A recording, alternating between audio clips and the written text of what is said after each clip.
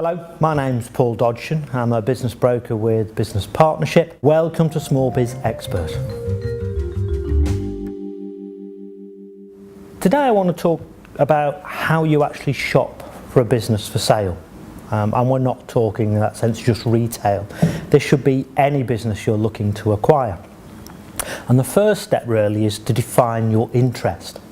And this is quite crucial because they always say that having a job that you love is much better than having a job. And therefore, understanding what your skills and experience are and what you enjoy doing will help you define what is the best thing for you to look for. The second thing I would ask you to consider is actually your credibility. What you have to remember that when most vendors come to sell, they're concerned with quite a lot of things. They've built this business, they've worked in it for many years, and they're looking for a good home. It's not always just about the money.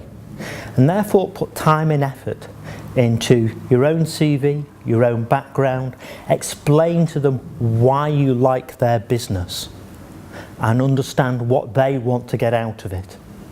And that way, when it comes to choosing between offers, a person who's put a bit more work into their credibility may be able to get a better price than somebody who just comes in with pound notes. The third thing to look at is research. Yes, you have to obviously understand things like the marketplace the business is in, what's its position and perception, what do its customers think of the business. So if you can do a customer satisfaction survey if the owner already hasn't got one. But the other thing is to actually research into the business and actually what is the owner's role in the business, what's its cash flow modelling, what levels of recurring revenue has it got, what are the key relationships within the business with customers, suppliers and staff, and quite crucially above all of that is it built for growth? Because you're not buying this business probably to sit still, but actually so you can drive it forward. And that's why research into all of those areas, and there are 8 key areas in any business you need to look at, is quite crucial. The next area, and one we have the most diverse and enlightened discussions in, is over the value of a business. And the truth is that when businesses are put on the market, an asking price is purely an indication. It is a broad thing because what a business is worth will depend on who is buying it. So a business to a trade buyer may be worth totally different to somebody who comes from the outside as an investor. There may be strategic reasons for a purchase which may mean that some buyers will pay more than others.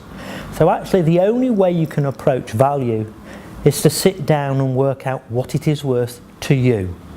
Work out the true cost of running this business under management, work out the security of the revenue, and then try and judge your multiple. So we've talked about how you've built the relationship with the potential vendor, you've understood their goals and concerns, and you've worked out what the business is worth to you. The key bit now is to draw that all together into an offer. And the offer should cover various items, and it is important to be full and frank with all of those terms and conditions, because if there's something that you don't cover in your offer, it can cause the deal to fall over. And that's not what you want, because you're now, once you've had an offer accepted, about to get into spending serious money. So an offer should consist of the price, when you're going to pay that, what the consideration is. If you're not going to pay it on completion, is it a deferred payment, i.e. you're just borrowing money from the vendor? Is it an earn-out, i.e. a conditional payment? And if there's conditions, explain to the vendor why, what your concerns are. He may be able to help get your head around them so that they're not such a concern, and you can perhaps change the offer at that point. But at this stage, you're saying to the vendor, I want to buy your business. Emphasise why you want to buy it again. You're still building that relationship. You want him to choose you. The last thing you should do is confirm that you have the money. Again, we see various offers come in and they're vague about funding. And the issue with that is, if I've got 2 offers, one's fully funded and I'm clear what's got to go on, and the other is a bit vague about it, we're probably going to always pick, or a vendor will always pick the one where he knows where he stands. And that's really the job of the offer, to give the vendor clarity on what you're offering, when it'll happen, and what the issues are and conditions are, so he can make a fully informed judgment. That way your deal is more likely to get across the line.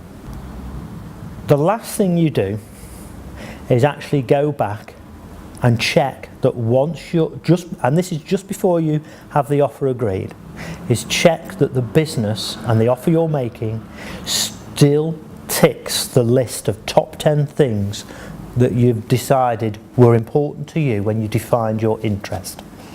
If you understand what's important to you and why you're buying a business, you need to have very good reasons for deviating from that before you agree a deal. Thank you for watching. My name's Paul Dodgshon from Business Partnership. This has been Small Biz Experts.